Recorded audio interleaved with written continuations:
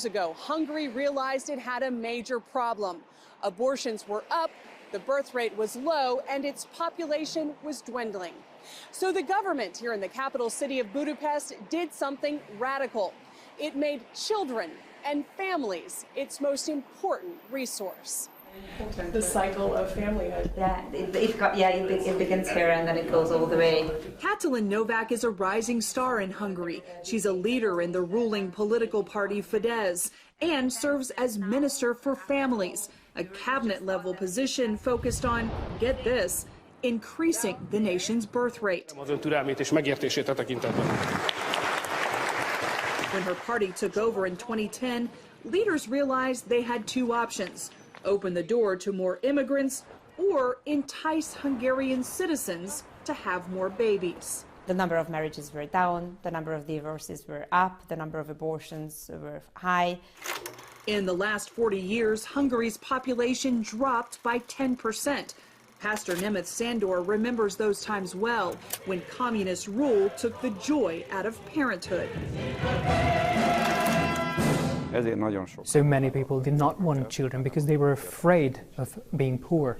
In fact, there were years when there were more abortions than births. So Novak got to work, making it easier for young people to get together and have babies. To support young adults to be able to have as many children as they wish to have in the moment when they wish to have these children. So to give them the real freedom of choice, the opportunity to choose in favor of life as many times as they wish to. Among other things, working Hungarian women who have 4 children pay no income taxes for life and get 3 years off from work to care for their babies. Couples can get a $30,000 interest-free loan to help buy a house. Repayment goes down with each child, and after 3 kids, the debt is forgiven. It's working. As investments and family policies rise, so too does the birth rate. We also give services, not only financial support, but for example, childcare facilities or free child catering or summer camps for the children. And Hungarians aren't just having babies. Marriages are up 83%. Divorces are at a 60-year low, and abortions are down dramatically.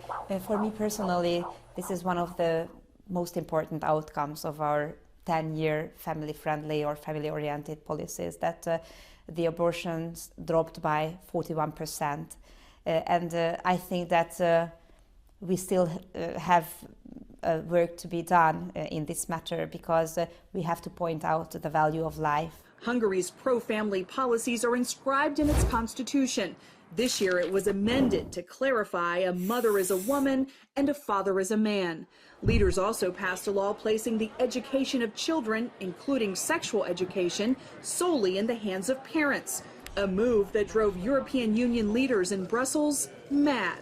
Now that created such a great outrage in the European Union's politics that now they are trying to impose sanctions on Hungary. The EU accuses Hungary of discriminating against LGBT people. But we are heavily attacked and criticized for their belief, our Christian beliefs, and also because of Christian democratic political ideals. Zoltan Kovacs, Secretary of State for International Communication, says the EU has no business meddling in Hungary's school policies. They don't like us because we wouldn't let the violent and overreaching LGBTQ propaganda come to our schools, come to the lives of our children. To the people running Hungary, their policies are common sense. For me, it is also very difficult to understand what is the controversial in saying that the mother is a woman and the father is a man, or that marriage is between one man and one woman based upon their mutual consent. I think it is the basis of our lives, and we just have it reflected in our constitution.